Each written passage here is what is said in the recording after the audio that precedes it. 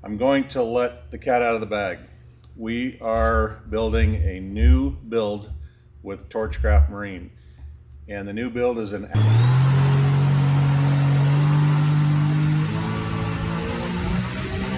What's up guys, Troy Torchcraft Marine here.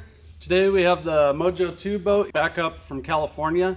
Jeff, the owner, has brought it up for us to do some upgrades on it, and we're going to talk about the future of this boat and the future of something else coming down the pipeline. We have the owner here, Jeff. Good morning. We're going to go over what we're going to do to this thing today. We're going to do some, I would say, major upgrades to the seating and some minor upgrades around the boat. And I'll let Jeff explain today what we're going to do to this thing. So, first of all, the RSR brackets. We've tried this twice. We've gone through 2 sets of them, and here's the result of the RSR seat mounts. We're switching to, what's the new one? WBV. The WBV seats. We have those in the 33 boat. They're awesome. They've been in there for a year now, and no problems. I mean, you can't even, the seat, you can push on it all you want, and it's just solid as this roll cage. We're changing the steering ratio, so I don't know what's in here now. It's 170 degree, I believe. And we're doubling that. So if you notice the center point here, that's full throw. And under thrust, this boat is very hard to steer because the nozzle's trying to be shot in a straight line. So by doubling that, we should have, twice the leverage. Obviously, should make it much, much easier to steer under throttle. Off throttle, piece of cake. It's not an issue. Under throttle, thing just wants to go in a straight line, and you're building muscle while you're doing that. We've got the air box over here. If you watched any of my video on the Mojo H2O channel, we took this out thinking that we had a problem with it. This is from JP Racing, Fizzle intercooler, and we have the stock one back in there, and I believe we're being robbed of horsepower and speed because of the stock one, so we're going to put that back in. But there's a bracket problem with the size of this versus the one that's in there now, the stock one that comes with the jet ski. So we're going to get this one back in here, and when we get all these upgrades done, put this boat in the water, give it a test tomorrow, and see if we can get a little more speed out of her. Then we're going to talk to Troy about the new project. And Troy already knows about the new project because the boat's sitting here on the wall. But we are going to build the Mojo H 2.0, which is, we'll just save a little bit of that till a little bit later. But let's get through these items, get this boat done, and we'll talk about the future of this boat, and we'll talk about the future of the new boat. All right, guys, so one of the biggest upgrades we're going to do is change these brackets out. That's what's in the Mojo boat right now. We have a stack of these in our dumpster. They have just not held up to the task. So we've been using the WBVs for probably 2 years now. They're 3/8 billet aluminum, Fox air ride shocks. They're 3-way adjustable. You can set your sag on them, your compression, your rebound. We have never had an issue with one of these. They're built in the UK. They're extremely hard to get. They're extremely expensive, but we don't need our customers falling backwards out of their seat when they go over a big bump and the seat bracket fails, like every single one of these that we've purchased has. This will be a huge upgrade for this boat and guarantee the safety of the driver and the passenger. All right, guys, we're going to get to work here. We're going to start pulling out the seats and get the seat bases swapped out. Once we have enough room inside the boat to work, we're going to start pulling out the steering box and starting with that. And then we're slowly going to work our way towards the back of the boat, change some intake parts out on it. We got a lot to do today, so let's get started.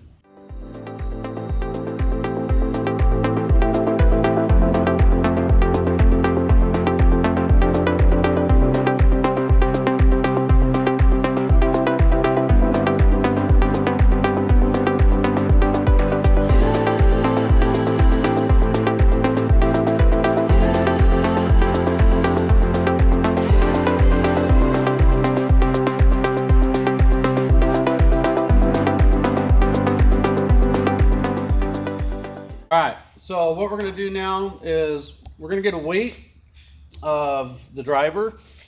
And then if you want to come over and look at this chart, we're going to take his weight, convert it into kilograms, and that's going to know or tell us how much pressure we need to put in the shock, because what we're trying to do here is set the sag on the air shock, and our target range is about 1/4 inch of sag with the driver's weight in it. So we'll keep adding or removing air until we get our 1/4 inch sag, and then that will allow the driver to run the seat in the medium stiffness. If he wants a softer ride, he can reach under there, click it to soft, or if he gets into heavy white water, this thing's getting airborne all the time, and go to hard. And typically what I've found, if you set them up this way the first time, you're usually not messing with this very often. We're gonna get his weight right now, and then we're gonna convert that to kilograms. Do a quick conversion. Now we're gonna come over here to this chart, and we're about 83 kilograms, 83 and a half. So our target air pressure is going to be just under 250 psi. Right now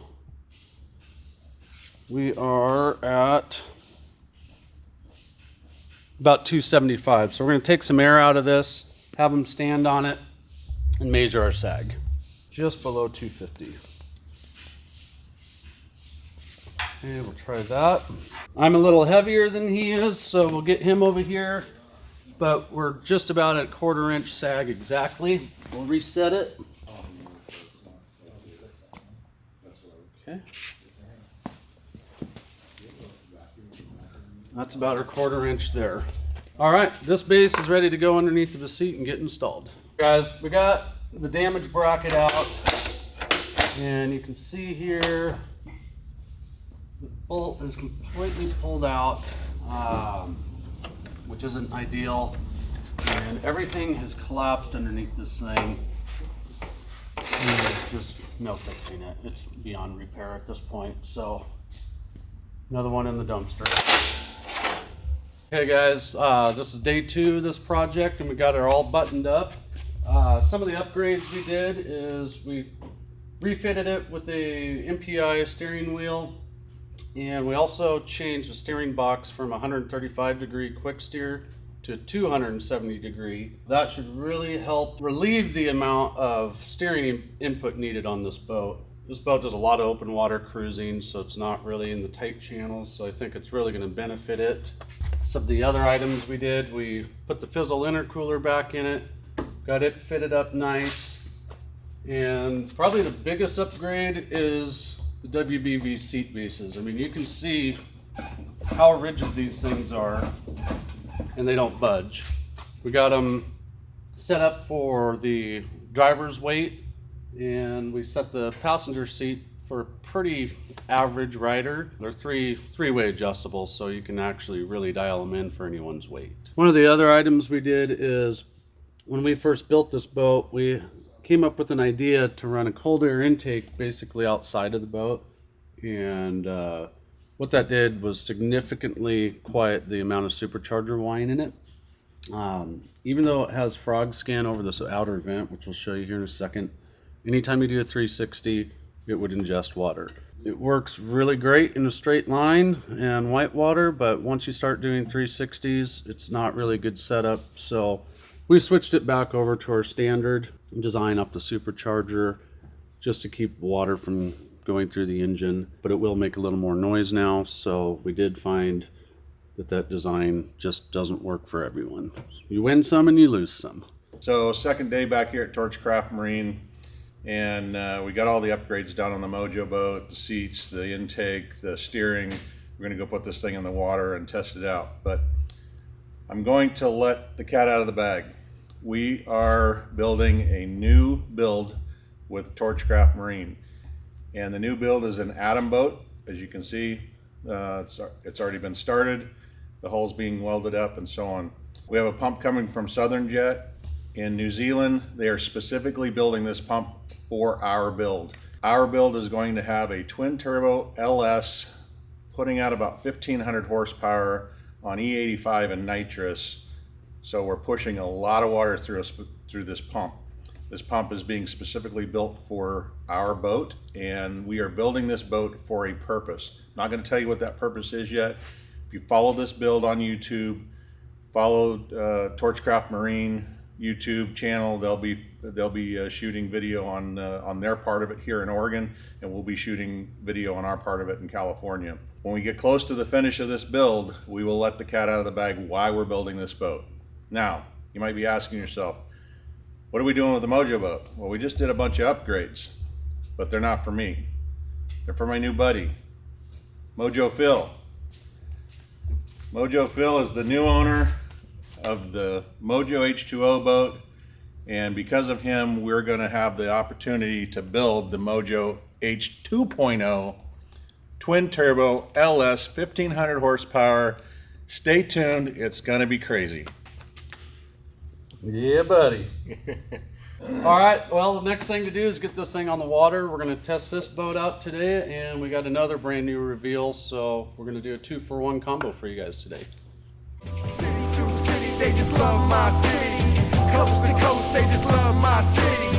Round the world, they just love my city. All the girls, come on, come with me. City to city, they just love my city. Coast to coast, they just love my city. Round the world, they just love my city. All the girls, come on.